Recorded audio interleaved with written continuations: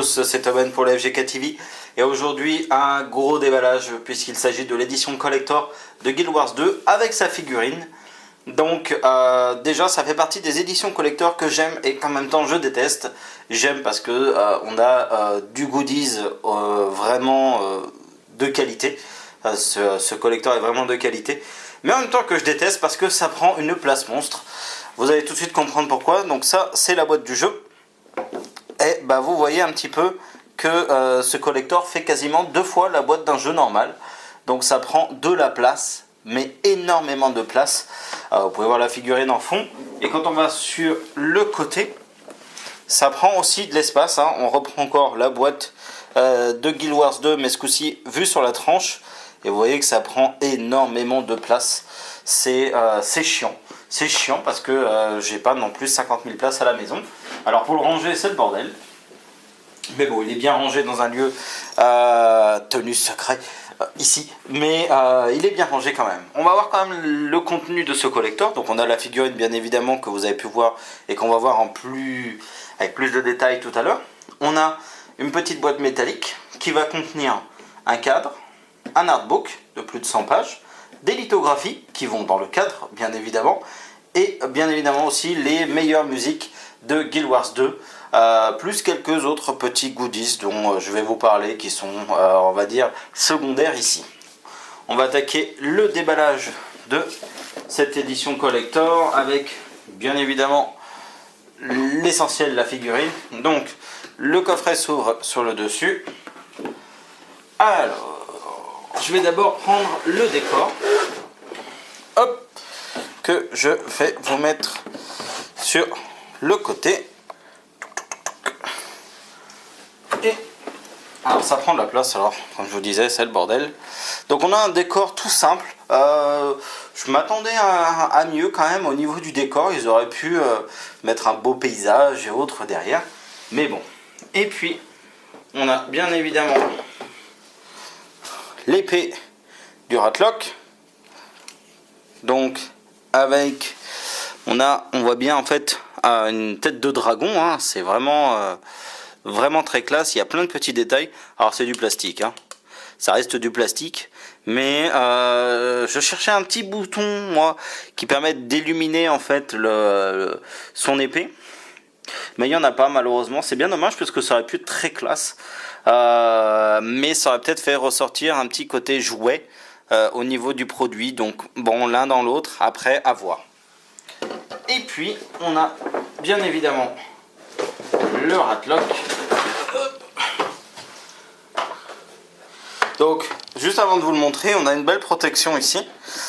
Il est très bien tenu. On a cette petite merde qui est rangée partout. Donc c'est du fil de fer qui est en dessous. Et c'est la merde pour déballer. C'est bien tenu, ça c'est l'avantage. Mais alors c'est un bordel pour le retirer. Ça m'a pris au moins 10 minutes.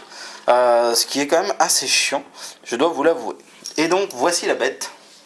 Alors tant qu'à faire, alors évidemment elle ne tiendra pas avec son arme dans le présentoir derrière, mais je vais lui mettre son épée si elle le veut. Voilà. Et donc là il est fin prêt, il peut partir à la guerre. Alors c'est vrai qu'ils nous mettent un décor en fond, mais finalement on peut pas trop l'exploiter. Hop, je vais décaler ça. Je vais retirer le décor, je pense. Voilà, on le voit mieux comme ça ici. Et donc vous voyez, il est vraiment très classe. Il y a masse de détails. Je vais essayer de vous montrer ça. Alors comme vous pouvez voir, il est en colère, hein, il montre bien les dents. Il est prêt à attaquer. On peut voir sur les côtés les petites griffes au niveau de la main. C'est bourré de petits détails. Mais vraiment bourré de petits détails. Je vais essayer de vous faire un petit zoom vers le bas. Excusez-moi si je bouge un petit peu la caméra, hein. Alors je vous avoue que c'est vraiment pas pratique avec une figurine aussi grosse. C'est vraiment très classe. Le socle est vraiment très bien fait. La qualité est vraiment très bonne. Alors c'est pas de la résine, hein, c'est du plastique dur. mais très très bonne qualité, bourrée de détails. La figurine est lourde d'ailleurs, et certains regretteront qu'effectivement ça soit pas de la résine. Ma foi, je trouve que le rendu est très bon. Ça change de certains play art, pour ceux qui connaissent les play art dans les, soit dans les collectors ou même de nos jours, hein, on en trouve pas mal pour les jeux vidéo. Cette figurine est bien meilleure qualité que certains play art, notamment celui de Tomb Raider que vous avez pu voir dans l'édition collector. Sorti dernièrement. C'est vrai que c'est vraiment ici ils se sont pas moqués de nous. Bon, il faut avouer que ce coffret collector coûte quand même 150 € de base. Je l'ai eu à 50 € grâce à un de mes partenaires, mais voilà, vous la payez la figurine quand même, hein. Il faut avouer que elle est pas cadeau. Je vais vous laisser la figurine sur le côté et on va s'attaquer au reste, parce que bien évidemment il n'y a pas que ça. Donc on avait la boîte tout à l'heure. Je vais essayer de la pencher un petit peu ici, comme ça on va pouvoir mieux voir le contenu. Donc, au fond, on a une petite trappe. Alors, on va aller chercher au fond de la trappe. On a encore... Alors, il y a plein de protections carton partout. Le coffret est super bien protégé de tous les côtés. C'est un carton tout simple, il n'y a rien de spécial. C'est juste pour pas laisser la figurine au contact de ceci. Donc, vous le voyez, ça fait vraiment... très classe. Alors, je vais aller le chercher ici. Donc, il n'y a plus rien au fond, hein. C'est fini ici. Et à l'intérieur, on a ceci. Bon, on va laisser la figurine de côté. On a ceci. Donc, c'est une petite boîte métallique. Très bonne facture. Qui rappellera un petit peu la boîte métallique de Tomb Raider pour ceux qui l'ont acquis. Et d'ailleurs, si je la mettais à un endroit, ce serait peut-être pas mal. Ça marche peut-être déjà mieux. Et en fait, c'est la carte du monde, hein, du monde de Guild Wars, bien évidemment, hein, qui est représentée ici, avec un petit effet relief très très agréable au toucher. Avec les plus grosses montagnes ici, on sent vraiment qu'il y a le relief change en fonction de la taille de la montagne. C'est vraiment très très classe. Au dos, on n'a rien de spécial, hein, c'est noir. Et sur les côtés, on a bien évidemment le petit NCSoft à gauche et ArenaNet à droite et Guild Wars au milieu. Alors, on va ouvrir tout ça. Bon, c'est pas une boîte à biscuits, hein, arrêtez. Hein. Ça pourrait faire penser, mais non. Et puis au dos, vous pouvez voir l'effet relief, d'ailleurs, qui ici ressort super bien à ce niveau-là. Alors, on va attaquer un petit peu ce collector avec le contenu.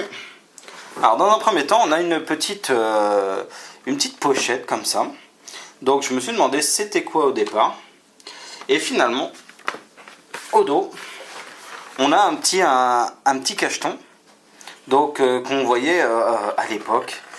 Dans les vieux, vous pouvez retrouver ça dans les vieilles lettres ou voir dans des films des fois. Ceux qui ont vu la liste de Schindler ont vu ça dedans par exemple. Et à l'intérieur, on a des petites lithographies. Alors, ces lithographies, alors ici je les avais regardées moi, donc je les ai un petit peu, mais à la base elles étaient protégées. Chacune sont protégées par une petite film, sorte de papier calque en fait, hein, tout simplement. Donc, histoire de ne pas les abîmer bien évidemment. Donc, on retrouve ici des petits protagonistes du jeu. Et une petite créature, je sais pas c'est quoi alors par contre, hein. Je les connais pas tous de tête, pourtant j'ai bossé pour NCSoft, mais en même temps je dois vous avouer que ce jeu je l'ai et j'y ai quasiment réellement jamais joué. J'ai travaillé dessus, mais jouer en lui-même non, certainement pas. Et pourtant Monsieur Xelaïs essaye de me tanner tous les jours pour y jouer. Mais j'ai du mal à démarrer honnêtement, hein. Quand on a bossé dessus, après on n'a plus envie de jouer à ce jeu là. Ici, on en a une deuxième.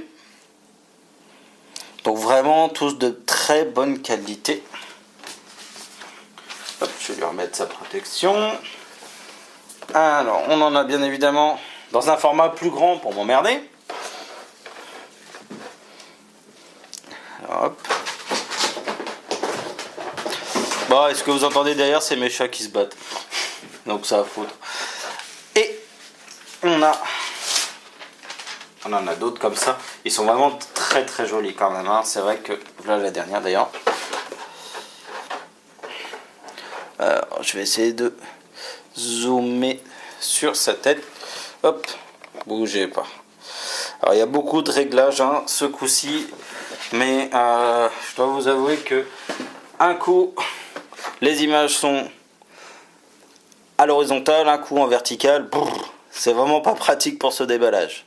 Je vous ferai des photos de toute façon pour vous montrer tout ça en HD bien évidemment.